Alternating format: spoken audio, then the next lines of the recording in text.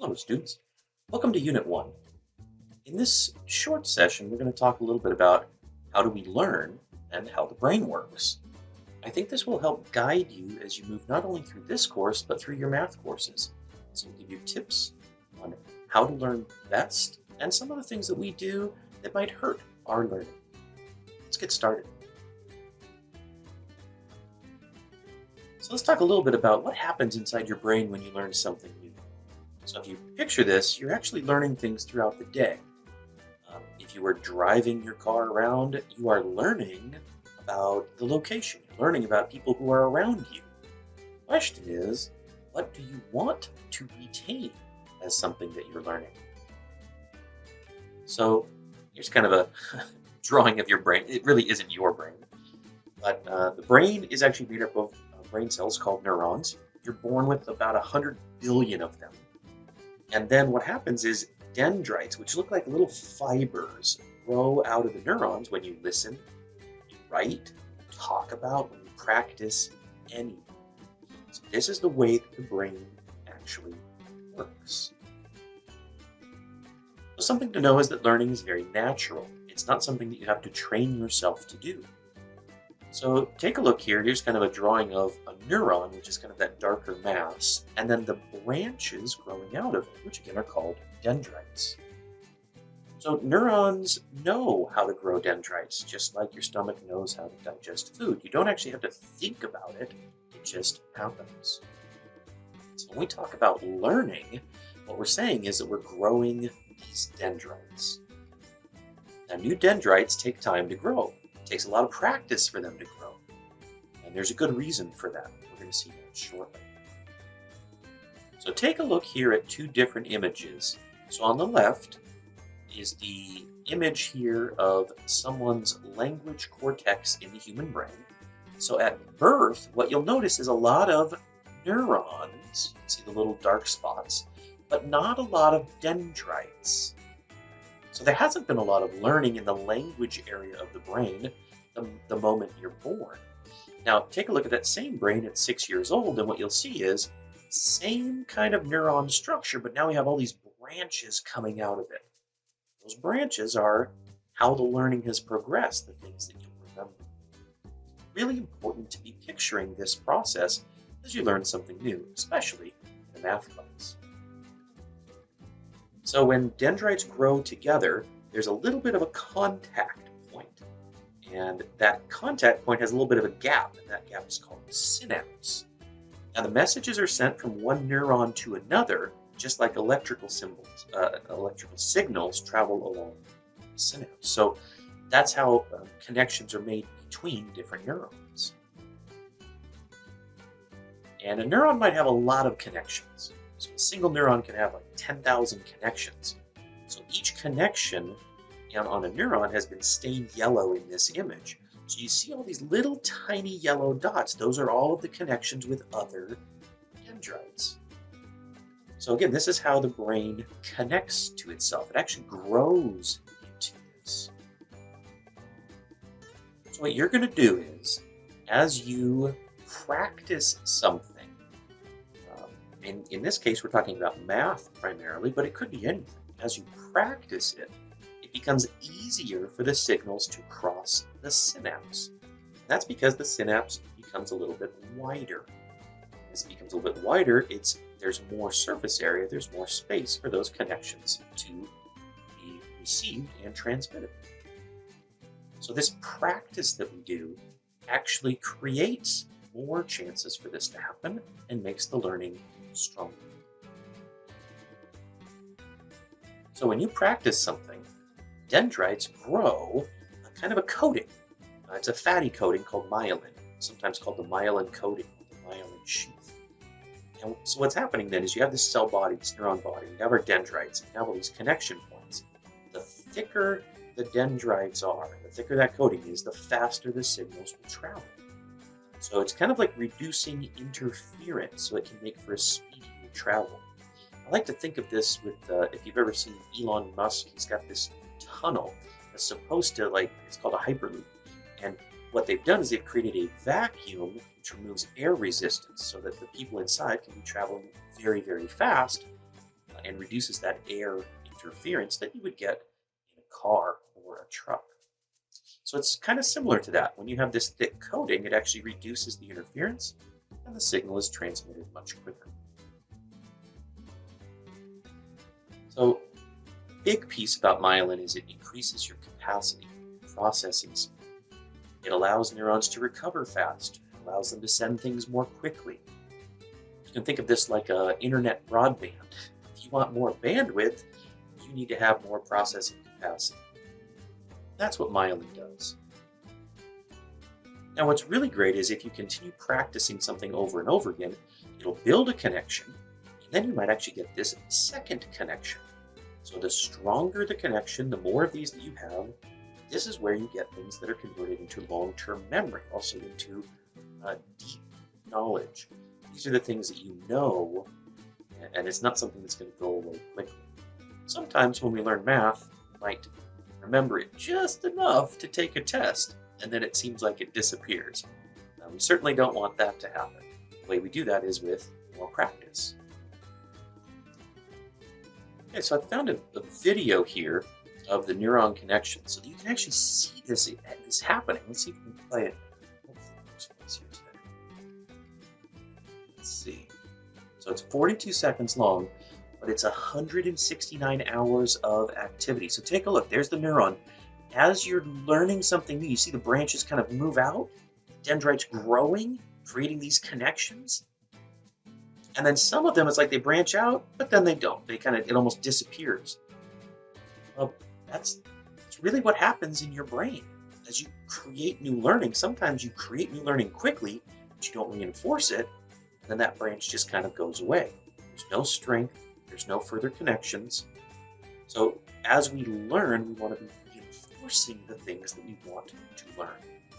So this is for you if you maybe struggle with fractions.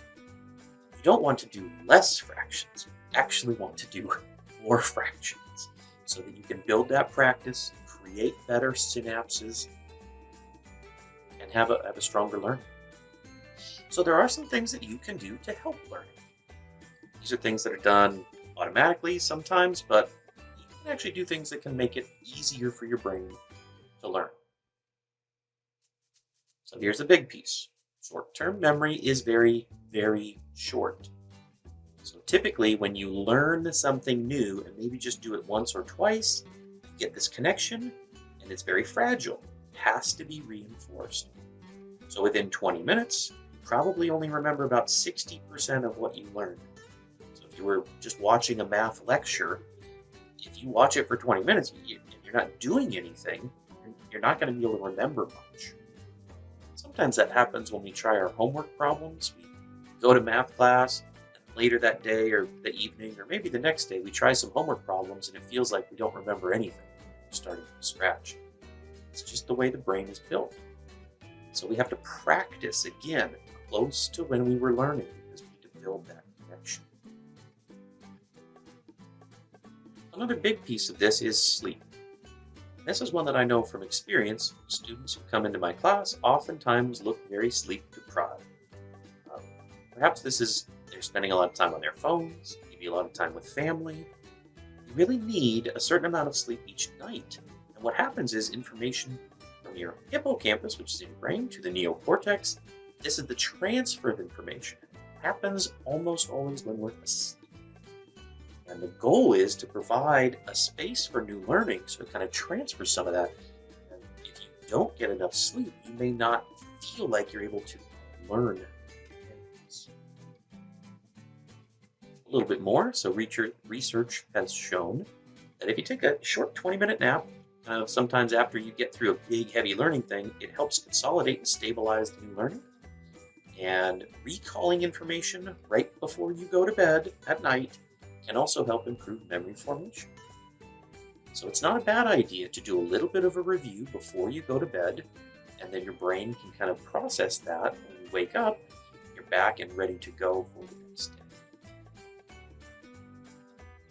Please also make the most of your practice time. Grow dendrites for whatever you are practicing. So if all you do is listen and watch math problems, you're growing dendrites that help you do really, really good at listening and watching.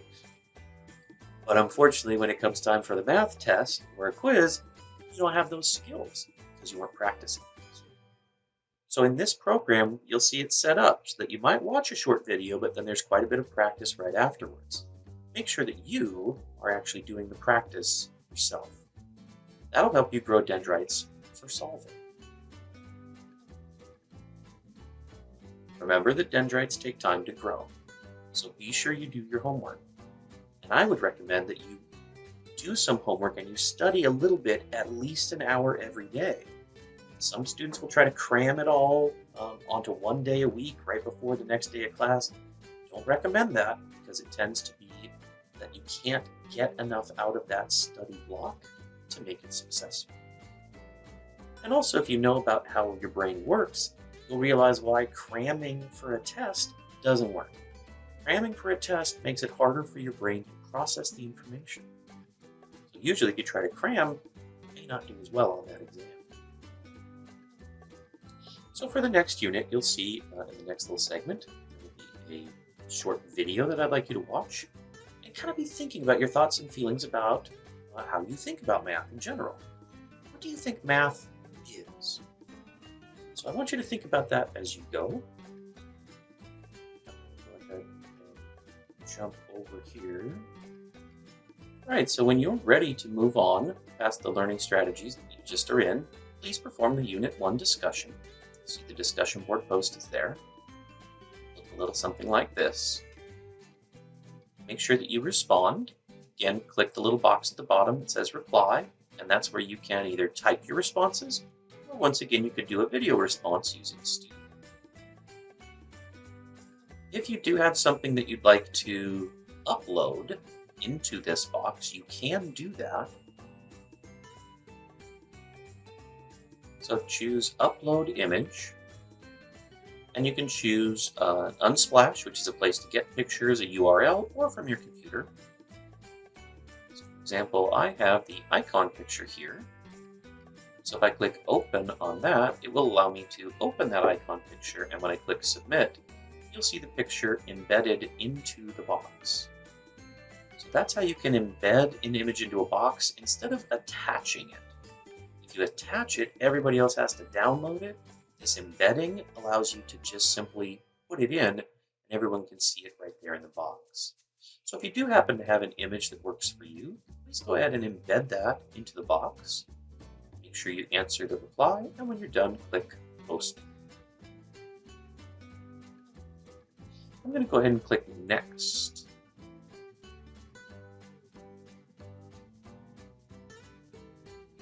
Now this is our first kind of homework session.